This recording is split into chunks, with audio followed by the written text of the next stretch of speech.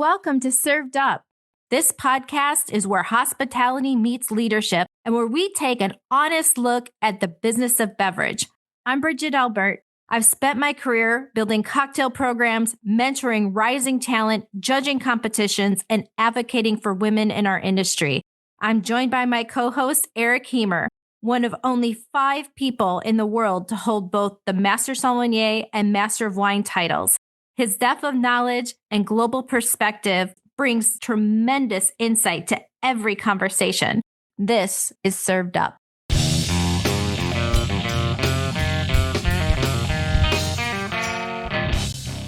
Welcome to Served Up. Bridget and I are excited to talk to today's guest, Alison Rodriguez, winemaker at one of Napa Valley's most iconic wineries, Silverado Vineyards. From the steep slopes of Germany's Rheingau and Nahe wine regions to the alpine foothills of the Alto Adige in Italy and across Napa Valley, Alison honed her winemaking skills in diverse wine-growing regions around the world. At Silverado, she oversees all winemaking activities for the winery and its 5 estate vineyards throughout Napa Valley's top appellations, some of which were first planted in the 1870s. Alison is proud to carry on the legacy of the Disney and Miller families as only the 3rd winemaker in Silverado's history, crafting 100% estate-grown, produced, and bottled wines. We'll learn about Alison's background, the historic and literary origins of the Silverado name, and of course, the wines. So pour yourself a glass of great wine, sit back, relax, and enjoy the conversation. Cheers.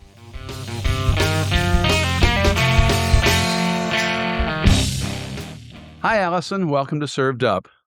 Hi, Eric. So nice to be with you this morning.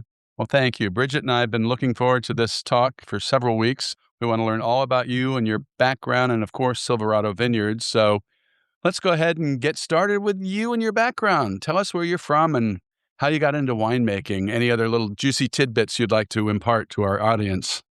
Sure. Well, I like to say that I'm from the great wine-growing region of Baton Rouge, Louisiana. I'm sure everyone's well familiar with with our fabulous vintages. No, I am from Louisiana. I was born and raised there and just found my way to wine as, really an expression of my family, our family love of food and wine together.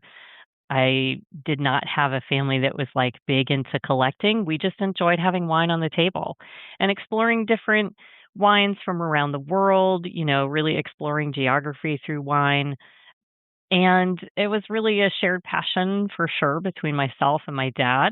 As of course I got older, when I was young, I just saw it present at the table. But as I got older into my 20s, it was just a really fun topic of conversation and something for us to explore together. So in the end, it actually led to my career, but it wasn't really what I thought I was going to do. I went to school originally in the great state of North Carolina for international studies with a business minor, with a marketing minor, and got out of school. Pretty much did what a lot of the folks out there at Southern do. I was a wine sales rep for the first 5 years of my career. I sold wine in stores, grocery stores, Longs, Lucky's, Safeways, Bevmos. And then after about 5 years of that, also working a little bit on premise as well, I decided to quit my job and go back and get a winemaking degree. So the wine bug had really bit me by that point in time. That's great. So let me back up. So you actually worked for Southern? I didn't. I worked for another company. It was a very large winery who had some larger wine distributorships around the country at that time. So I worked in South San Francisco and up in Portland, Oregon, and out in Modesto.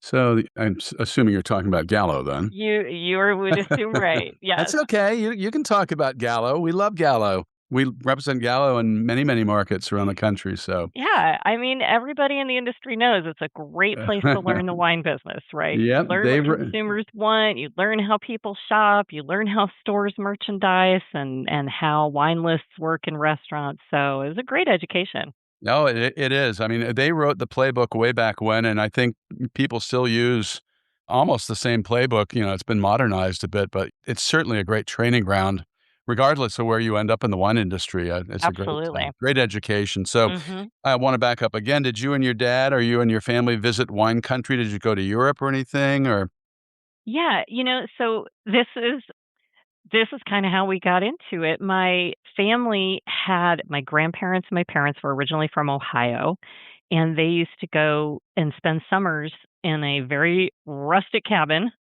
on a lake on the north shore of Lake Huron. So super rustic, like you'd only get there by boat, like, no television, no modern conveniences, no Mm, nothing like that. But on the mainland, there was a tiny little LCBO shop, right, which is the Liquor Control Board of Ontario in yeah, Canada.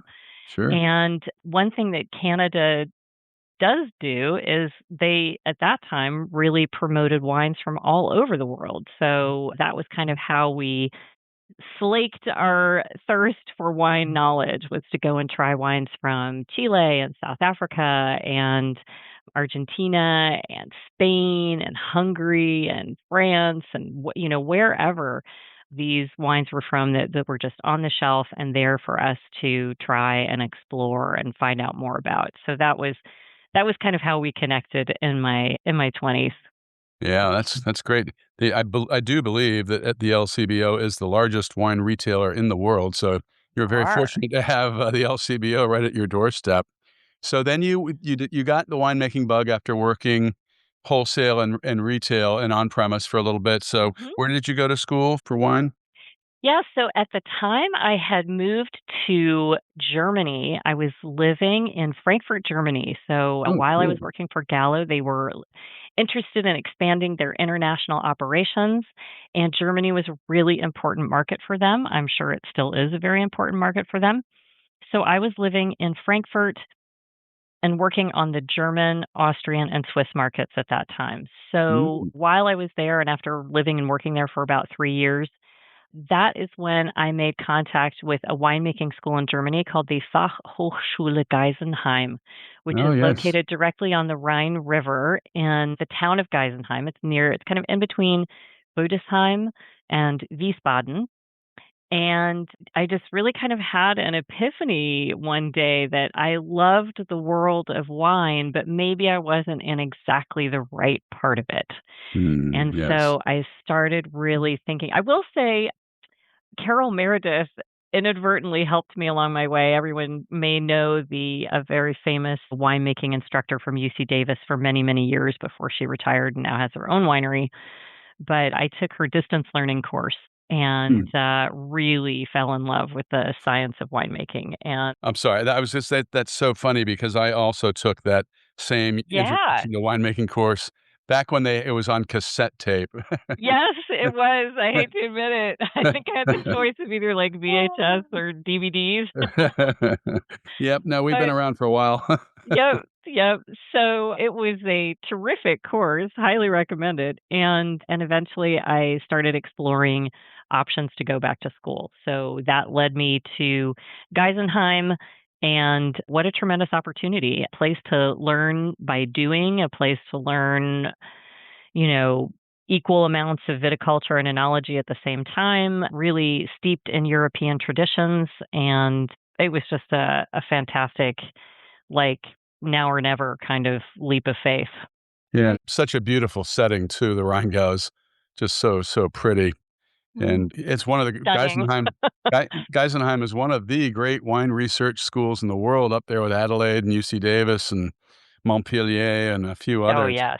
What a Yes. great place for an education in wine, wow. Yeah, that's incredible. I just have a quick question for you because I think that our listeners would be curious to know, how long does this schooling take you? And can you just share like a few tidbits on what you learn? Sure. Yeah. So the schooling takes 4 years for the full degree, and you learn everything from botany, meteorology, physics, chemistry, biochemistry, sensory appreciation of wine, of course, the science of enology, They let me test out of calculus, which I was very happy about, and English, which I was very relieved. But the rest of my courses were in German. So part of going to school there, you had to prove you could speak German and understand and keep up with the coursework. We had about, 35 hours of lecture a week. It was pretty intense. But the benefit was I was also able as a student to get a work permit. So that allowed me to work many internships while I was there, whether I was working as a sommelier at a wonderful restaurant in Assmanshausen, right around the corner from us, or whether I was working in the vineyards, pruning in the winter or working. I mean, it was a work permit that was valid throughout the entire EU. So I worked in northern Italy as well and throughout Germany. Worked for biodynamic vineyards, worked for organic vineyards and conventional, and just really wanted to understand how to do everything with my own hands. And I went to school with students. I was one of a class of about 104. Only maybe 5 of us were from outside of Germany. And, most of these people had grown up in the wine industry, right? I was going to school with kids, I say, right? They were, maybe mid-20s. And they had been working in the vineyards alongside their families since they could walk, for 20 years already, basically. And they had family histories going back centuries, to times even before the New World had been discovered by Europeans. So this was an incredibly motivating place to be as well, because I thought, wow, if I want to keep up in this world, I better get busy. Yeah. That's what a fan. I can't help but bear repeating what a great place and great way to learn all about wine and get your, wine making credentials. Yeah. When you look at places like Schloss Johannesberg and Yes. how long, I mean, I think 1080, the estate was founded, something like that. Yes. To your Yes. point, we think, we talk about Napa Valley going back to the mid-19th century. Wow, that's really old. Not Yeah. compared to the Rheingau. It's No. incredible. And I actually worked at Schloss Johannesberg, and I did what was called it's like you do a practical final project for the school in order to graduate. And I did a crop thinning project with them. And it was just a fascinating place to work. It was so, to your point, it was so steeped in history. There's an apocryphal tale of Charlemagne having his castle across the river and seeing where the snow melted the earliest, right, on the Johannesberg. And so he said, that's where we should plant Riesling. Who knows if that's really true, but it sure makes for a great story and Yeah. an incredible place to work and explore all the facets of Riesling. Yeah, that's amazing. I can only imagine. Okay, so you finished up your time in Germany, and I'm assuming you headed back to the States, and what happened next? I did. So I came back and was able to work a harvest. I basically started with Acacia Vineyards. Yes. Started with a wonderful, at the time it was a small estate-based vineyard, of course, in Carneros, Chardonnay, Pinot Noir, every kind of clone I would love to work with, and a little bit of Viognier, which was a lot of fun. From there, I moved on to Sterling Vineyards. Sterling was kind of going through a rebirth at that time. I was lucky enough to cross paths with Paul Hobbs, who consulted with us for about Mhm. 3 years there, and then went on to work with Lori Hook and Mark Behringer up at Behringer Winery in St. Helena on all Napa Cabernets, which was an amazing sort of playground for Cabernet. And from there, I landed with the Hess Collection up on Mount Veeder. Mhm. Terrific family, great winemaker Dave Guffey, great consulting winemaker Celia Welch. And then, as luck would have it, about 4 years ago, I was tapped on the shoulder for this incredible opportunity at Silverado Vineyards right here in the Stags Leap District. Wow, what a great pedigree of famous producers in Napa Valley. So you worked up in the mountains, and you worked down in the valleys and Carneros and all over the place. That's amazing. Yeah, And I've seen a lot of this valley, a lot of the different AVAs, a lot of different varieties. When I decided to go into winemaking, I knew I wanted a job where I would never get bored, and it has been that in spades. Yeah, that's amazing. So, for those of you that don't know, this name Silverado is a historic name in Napa Valley. It's actually named for a nearby what was a nearby mining town, I guess a silver mine, I'm assuming, Yes. which went and so the original vineyard was planted in 1884, is that right? Yes, that's right. The original vineyard here on the property was planted in 1884 by a man named Abel McFarland, who, true to a lot of success stories in California around that time, he didn't necessarily make his fortune in mining, but he made his fortune in selling things to the miners. So he was apparently, among other things, a saloon keeper and decided to plant one of the very first vineyards here along the Silverado Trail, which then became known as the Silverado Vineyard. Wow, that's amazing. And for those of you of a literary bent, you might know the name The Silverado Squatters, which was a sort of a travelogue written by Robert Louis Stevenson about his honeymoon in the abandoned mining camp of Silverado itself, which is a pretty cool ancillary story. So, fast forward to the 1980s and tell us a little bit about the Disney connection, if you will. Sure. So, for those who aren't aware of it yet, in fact, I was just down in Southern California, and I was like, some of the folks here might be familiar with the maiden name of one of our founders. It's Disney. So, Diane Disney Miller and her husband Ron, as well as Diane's mom Lillian Disney. The three of them founded Silverado in the very early 80s. So they had already purchased the Silverado Vineyard. They had already purchased Miller Ranch Vineyard, which is just contiguous to our Stag's Leap property. It's just across the Napa River from it. They had already purchased those in the mid 70s, had been growing grapes, had been seeing the quality, had been sort of seeing the quality of the wines made by their neighbors. And then they decided to take the plunge and actually build the winery. So they built the winery in 1980. It was complete in 81. And, really from the outset, it was something just owned by their family and really just there to be a family endeavor, something that really harkened back to one of Diane's, primary passions in life, which was wine.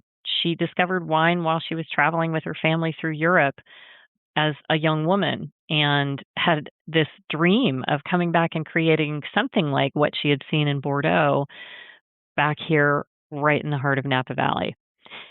Luckily for Diane, she not only had this amazing passion, she also had the means to make this work out, right? Like not everybody has the pocket change necessary to buy, 300 plus acres of Napa Valley land, but she did.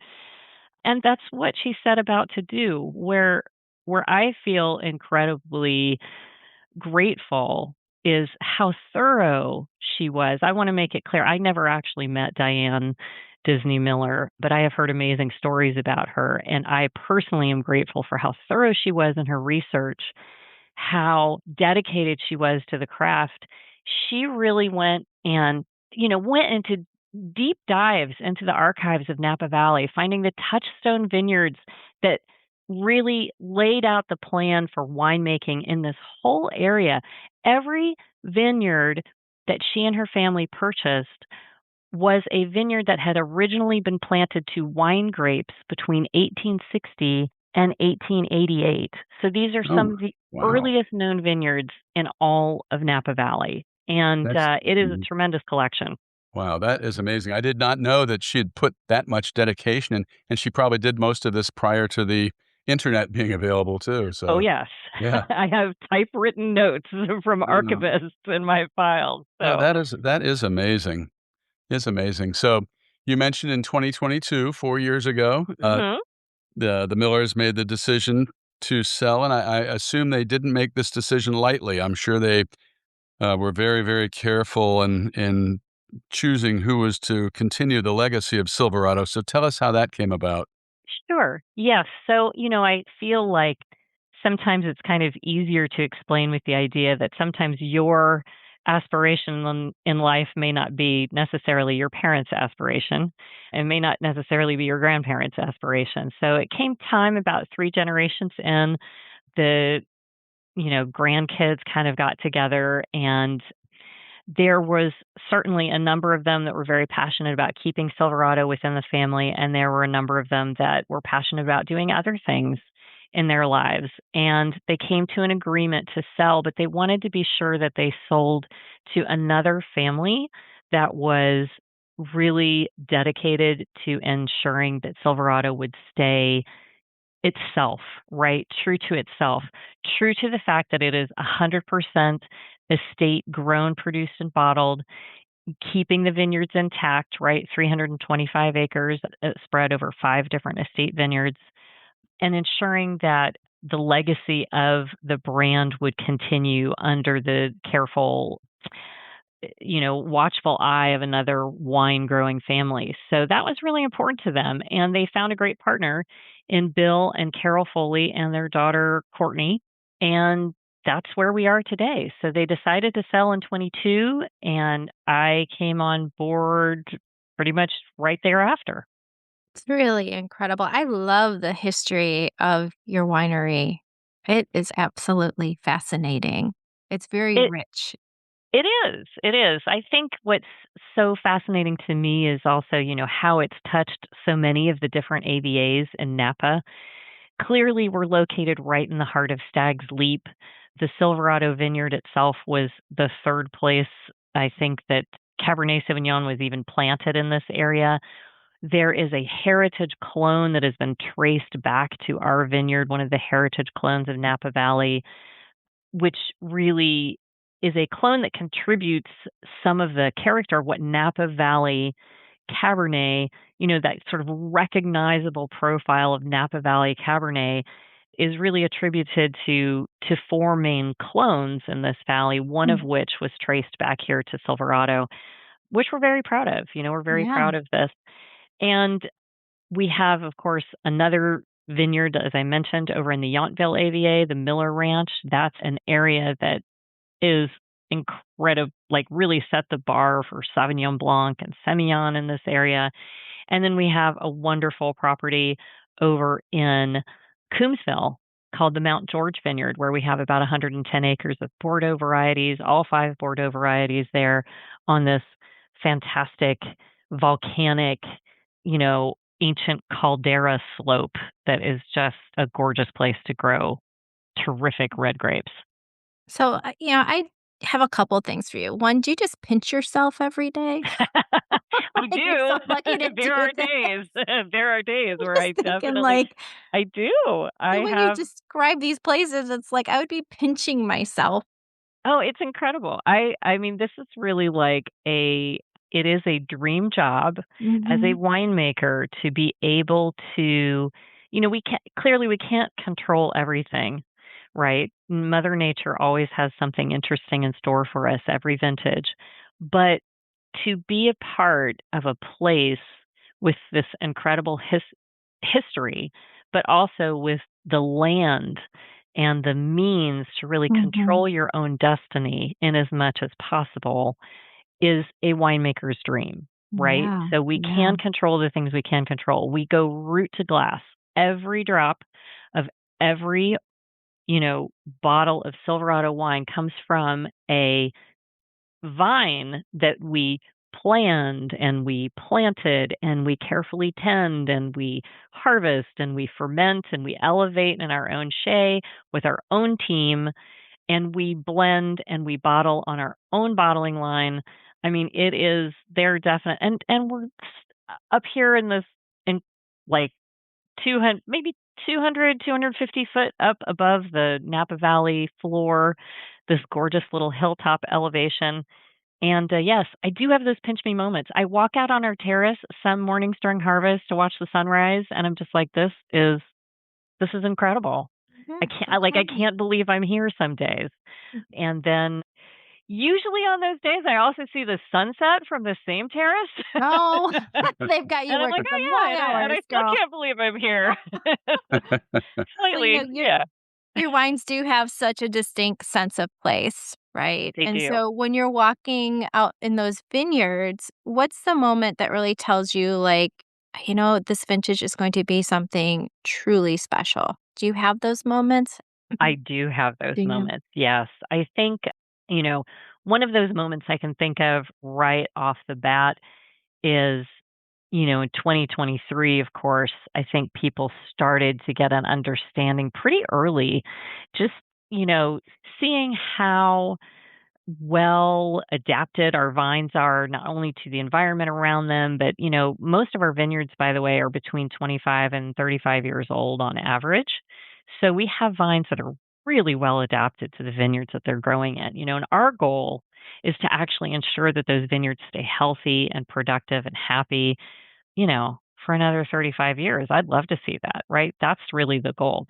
These are the conversations I'm having with our vineyard team, because well-adapted vines tend to make great wine regardless of the whims of the vintages thrown your way each year. So I think 23, it was late. It was definitely a late bud break. I was sitting there waiting for bud break almost through the entire way of, the entire way through April. But just seeing how beautifully the vineyards set, how loose the clusters were, how, happy and in balance the vines were.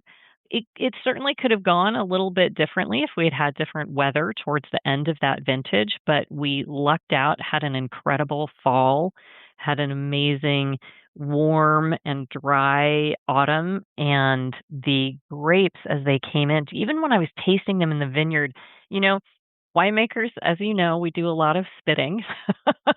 I mean, wine professionals do a lot of spitting, but I do both grapes and wine. So when I'm out in the vineyards, I have, I'm walking through and randomly grabbing different berries and putting, from each side of the canopy, from under the cluster and on top of the cluster, and just really trying to get a sense of the overall level of ripeness of the vineyard. And as I'm spitting out the juice, it was like black as night. Like I knew this was going to be an incredibly deeply colored and interesting vintage before it ever came in the door of the winery. So yeah, you do have those moments where you're like, ooh, something special is happening here. It's like magic. It is kind of like magic. So But cool. it's magic with a lot of different hands involved, Yeah, if it were just that easy, everybody would be doing it. But at the end of the day, it's agricultural work, it's farming, and it's a lot of hard work. And I know you and all winemakers spend sometimes 16-hour days at the most crucial parts of the year in the winery. So you literally do see the sunrise and the sunset from the same terrace. We do. Yeah. But what a wonderful way to live and to make a living. It is. Oh, sorry. I was just going to, on one little note, I was Oh, just going to please say go one ahead. of the things that I do love about winemaking and about being out in the vineyards is how, our lives are so busy these days. It's so busy. We're so crammed. Our attention is divided among so many different things. The thing I love the most about being out in the vineyards is how it actually forces me to slow down. It actually makes me slow down, pay attention to not just the minute or the hour, but the season, the year, like what is actually happening out here in our world and in our environment. It's just a wonderful feeling. And I know every time I talk to my mom and I've been out in the vineyard, she's like, I can tell you were out in the vineyards today. You sound really happy. Yeah, So nice. it's important. Fresh air for winemakers or for anybody else out there. Yeah, and just to have that reset and get back to a slower pace, that's really nice. So I wanted to ask you a little bit more. You mentioned the special Cabernet clone, and I know it's one of only 3 Cabernet Sauvignon clones with heritage status from Foundation Plant Services. It's number 30, I believe, and I know there's another one from the Inglenook Estate, and I'm not sure what the third one is, but that's pretty amazing to have just one of 3 Cabernet Sauvignon clones with heritage status, and the only one from the Stag's Leap District. So That's that's amazing. exactly right. Yes, you are correct. There's only 3. So there is what is known by FPMS, Foundation Plant Services, as the Silverado Disney Heritage Clone of Cabernet Sauvignon, right? Which is a mouthful. And honestly, everybody here in the Valley knows it as the C clone because this property was actually owned by Harry C before it was sold to the Millers. Oh, Terry cool. C. was the son of the founder of C's Candies. So just Oh, wow. Huh. connection there. Yeah. And he was the gentleman who planted Cabernet Sauvignon here in the 60s. So that is where this clone comes from. We also have, as you mentioned, the Inglenut clone, and then there's the Tokalon clone Tokalon, of out of course. Of Oakville. course. Yeah. So these are three very big clones. And what is so, when I think about that time in wine history in California, it's interesting to me because when this clone was actually identified was during the second round of phylloxera in California's history, right? The first round came through in the late 1800s, and then we figured out how to, propagate vines by having a scion grafted onto an American rootstock. But in California, we decided that since we had solved it with this one rootstock, we would just plant everything on that rootstock, which did not work out very well for us in the end, because about 100 years Yeah. later, phylloxera found its way around that because that rootstock was, a quarter European grapevine. So eventually phylloxera adapted and started wiping out our vineyards in Napa again in the 80s. And so at that time, there was actually genuine fear and concern that once we got through this second round of replanting, that Napa Cabernet would no longer taste like Napa Cabernet Sauvignon. And so that is why luminaries like the Millers, like Robert Mondavi, went to UC Davis and said, hey, we need some help here. We need you to really help us understand the genetic material that's important to the profile of Napa Cab. You know, can you please help us identify these, which is exactly what they did. And so we have the C clone, or clone 30, the Tokalon clone, and the Inglenut clone, which all contribute to that wonderful, supple, rich, velvety, dense, delicious, some might say hedonistic style of Cabernet Sauvignon that Napa Valley is so well known for. Yeah, it's such an interesting story, and I think your fears, would the wines taste different or not as good when put on different rootstocks, were the same that the French felt back in the early 20th century when the solution to phylloxera was discovered by grafting Hmm. the varietal scion onto the American rootstock, but fortunately it didn't change the flavor taste profile of Hmm. the resulting wine. So pretty amazing thing. And Hmm. I'm sorry for those in the audience that aren't in the wine business. We're geeking out a little bit, but we tend to do that a lot. But I do want to talk a little bit more about the wines. For those that don't know, what are the most important wines that you make, Sure. Allison? I would say our standard bearer, our flagship for Silverado, is our Silverado Estate Cabernet Sauvignon. So again, I mentioned everything that we make at Silverado, 100% estate grown, produced, and bottled from, I should add, 100% certified sustainable grapes. This is certified by the California Sustainable Wine Growing Alliance. And our Cabernet Sauvignon it's actually the only non-single vineyard wine I make. And I kind of joke about it because I'm like, it's a dual vineyard wine. It's not a single vineyard wine. So half of the Cabernet Sauvignon in this wine comes from our Stag's Leap property right around the winery. And the other half comes from our Mount George vineyard over in Coombsville. So every year, this wine is half from Stag's Leap and half from Coombsville, which are, not too, shabby of too shabby AVAs to be sourcing our Cabernet Sauvignon from. And then we have typically a little bit of Merlot, Cabernet Franc, Malbec, and Petit Verdot blended into the final wine. So, for instance, if I'm thinking about my current vintage in the market, which is our 2023, we have, I think, about 8% Merlot and 5% Cabernet Franc, and then just a little splash each of Malbec and Petit Verdot in there. It sees 40% new French oak aging, 100% French oak aging, but 40% of that is new. That is elevated here in our main chai in this beautiful. Oh, it's like I wish I could show a picture to all of your listeners. It is just it's one of these cellars that is as beautiful as it is functional. It has these soaring wooden beams, and we have gorgeous stained glass windows in our Oh, barrel chai, which is oh, kind of a wonderful. luxury, but Yes. really inspiring as we're working there. And the wine sees typically 18 to 20 months of aging in barrel before we blend and bottle it. So delicious, dark, extracted, aromatic.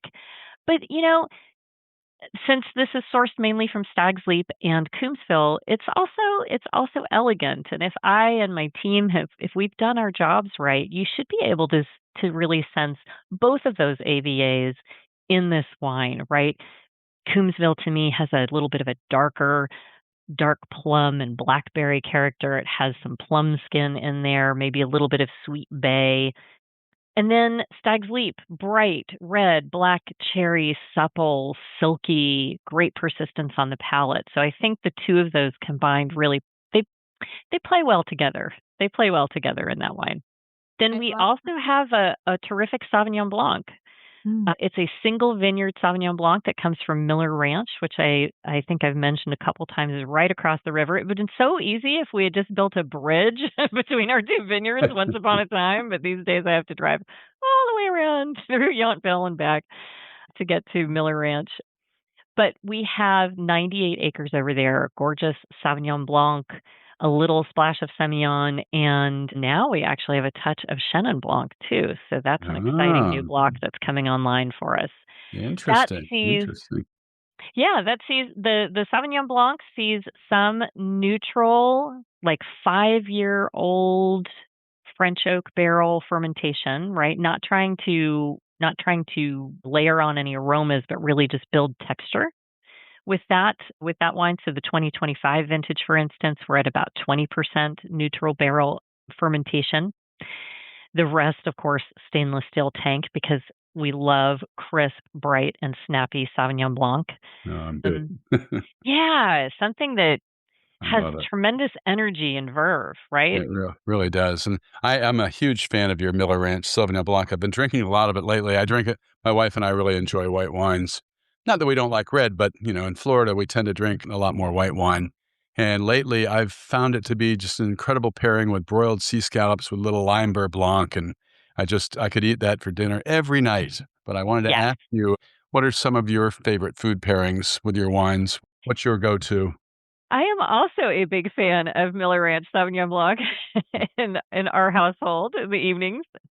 It definitely seems to suit the way we cook a lot in my household. So I tend to enjoy mahi mahi. I like mahi mahi with, I'll do like maybe a lemon caper sauce, a Oh, lemon nice. caper butter sauce, and a great glass of our Miller Ranch Sauvignon Blanc is fantastic. I also enjoy it. One of the specialties out here on the West Coast is Dungeness crab.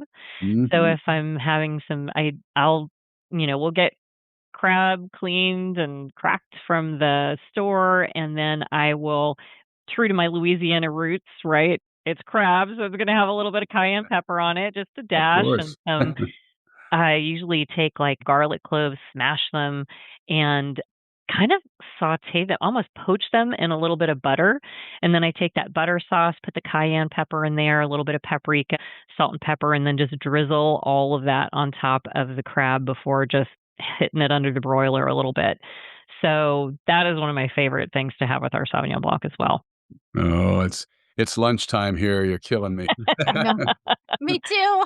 I know, and we're about to Sounds get out so of crab good. season, so very, very sad. Yeah, and then for Cabernet Sauvignon, my goodness, hard to beat a great steak with Cabernet. I mean, really, it is just a delicious pairing. And if you're lucky enough to live somewhere where you can grill outside for most of the year, yeah, grilled steak, fantastic. And I happen to be married to a Spaniard, so he does a lot of racks of lamb as well, which are Oh, which yeah. are tremendous foils for Cabernet as well. Mhm. Yum. Oh, sounds so good. If you were somebody tasting for the first time one of your wines, which wine would you pour to introduce them to your world? And what story would you hope that told? So that's an interesting question. I actually usually start my tasting for people who are not familiar with Silverado at all. And let's say I'm going to pour them several wines, right? I usually go for a white wine. And we have a little known white wine here at the winery that is grown up at our ranch off of Soda Canyon Road that is called Kerner. So I make a single vineyard Kerner, which is a wine that I love to start tasting with because it's refreshing, it is bright, it is crisp, it has slightly floral aromas, but this is a dry wine. It's a subalpine variety, right? So it's a cross between Riesling and Trollinger, and it has a little bit of that Riesling character, so a little bit of like coriander spice and some beautiful green apple flavors to it.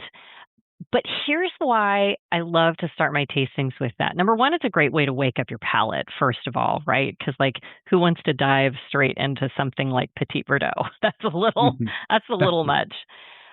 Great way to wake up your palate. Great way to wake up your senses. But it tells a story about who we are and what we do. Because I am pretty certain there is not much Kerner anywhere else in this valley. And why is that important? It's important because since we're 100% estate grown and produced and bottled, we plant what is appropriate for every site that we plant. So I have 2 little half-acre plots where my Kerner grows, and it is down by a little creek, kind of like a little ravine, which is mostly shaded. And this is back near the Atlas Peak AVA, so it's pretty warm back there. We knew that other varieties weren't really going to thrive there, but a variety like Kerner actually needs a little bit of that shading to prosper, to really thrive in that kind of condition. And we can do that because we are simply growing for ourselves, for our wine club, for the people who are loyal Silverado fans. So that's really the story I like to tell when I start out a tasting with people here at the winery. It's an unknown, fun, exciting, interesting variety, and it really tells the story of what we're up to, making sure that each plot of land that we own has the right varieties sited on the right soils in the right places. Yeah, it's really incredible. And how lucky are you that you're able to tell that story? Mm-hmm. Yeah, such a I privilege. think it's also pretty funny that they may have found one of the only winemakers in Napa who actually had worked with Kerner before she got to Silverado. Because when I was in the Alto Adige, we also worked with Kerner there, and as well as in Germany, as well as at Geisenheim. It's so funny because when I was going to ask you about the Kerner, and then you told me the German connection. I said, okay, I don't need to ask the question anymore. Now I understand. It's really amazing. Your career, it just spans through the globe. It's so cool. With that said, what part of the process of winemaking makes your heart just skip a beat? Like in a good way? Yeah, of course, in a good way. Like, I don't know. There's something that makes it Like, what skip a gets you beat where you're like, excited, whoa. right? Like, oh my gosh. Yeah. I think what gets me very excited, there's kind of 2 things. First, of course, is bud break. Who doesn't love bud break? Actually, there's 3. I'm going to give you 3. Bud break's amazing, right? Because you're like waiting and watching. You're like, okay, when's the year going to start? How is it going to start? What's it, when will this happen? It kind of sets the tone for the whole growing season out in the vineyards, right? So I get very excited around bud break. Anybody who's on my Instagram will see great pictures of bud break in pretty much all of our vineyards. And then I think the very first day of crush is also incredibly exciting. I always say the first day of crush is my New Year's Day because it is like there's so much excitement. It sets the tone for an entirely new vintage, for an entirely new set of, circumstances and environment, weather, team, whatever it happens to be. It's all starting new that day. I've always told people, just as an aside, some people have asked me, like, oh, you know so much about wine, or, I'm sure you guys get this a lot too. You know so much about wine. I'm like, yes, that is true. I've dedicated my life to wine, but there's no way you can know everything there is to know about wine because every year is it changes again. Every year you have something new to learn. Every year you start the whole journey all over again, everywhere in the world, right? So it's a never ending exploration, which is what I really love about wine. So that's kind of the feeling I have about that very first day of Crush, like I said, my New Year's Day.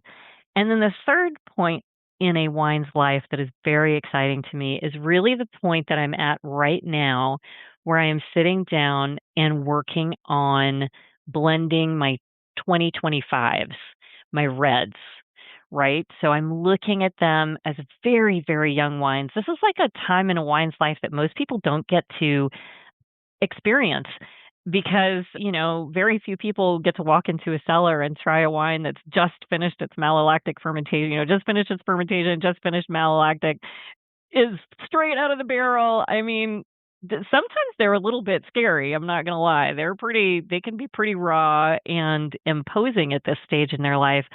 But being able to kind of see what they were in the vineyard and kind of like where they're going in terms of their journey through élevage, aging, and then, what will eventually be our blend is very exciting. It's really exciting to kind of get that first real picture of what a vintage is going to be like. So right now I'm saying, the 25s are pretty exciting to me. 23, of course, I mean, it's hard to pick a favorite vintage. So I don't think that's the point, but 25s are looking spectacular right now.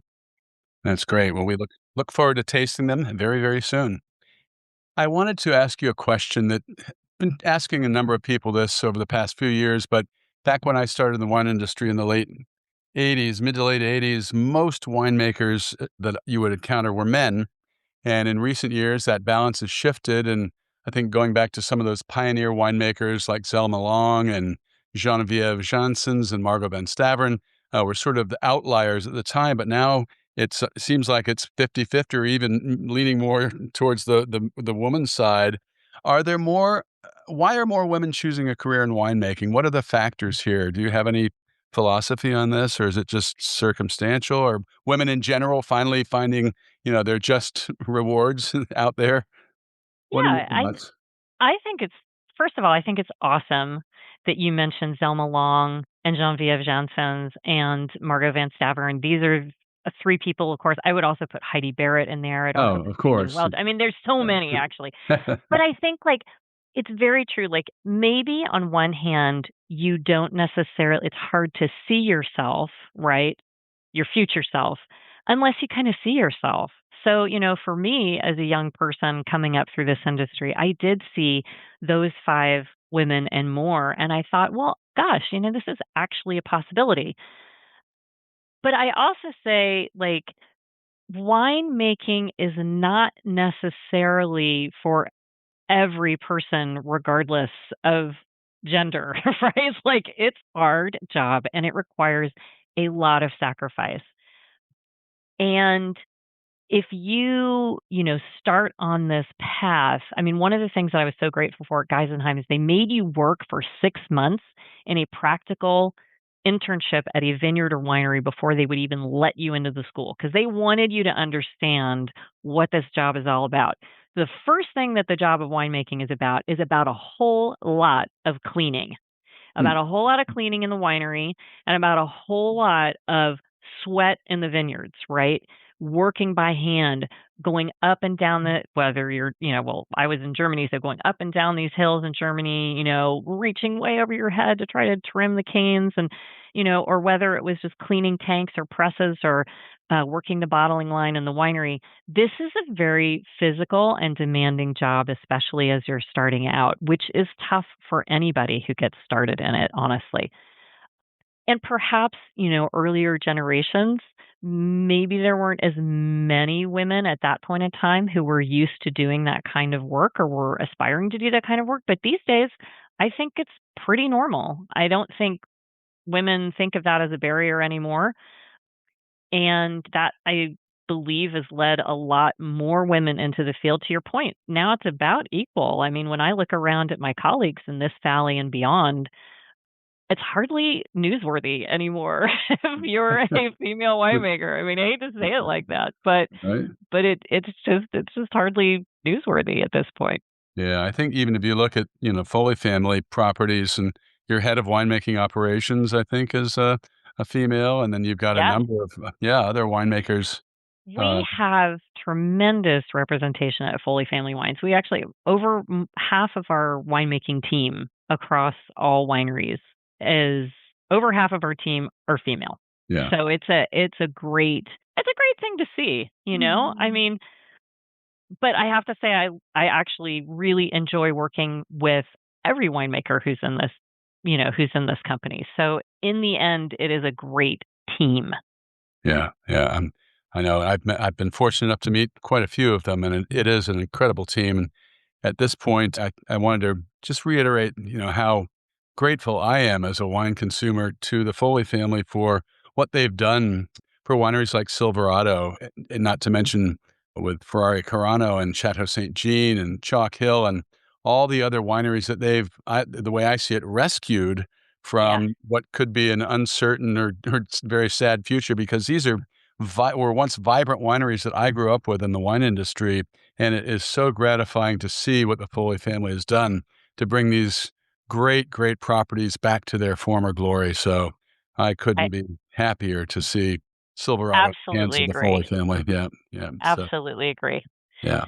Well, I hate to say it, but well, because we could go on forever. I think this has been an incredible talk.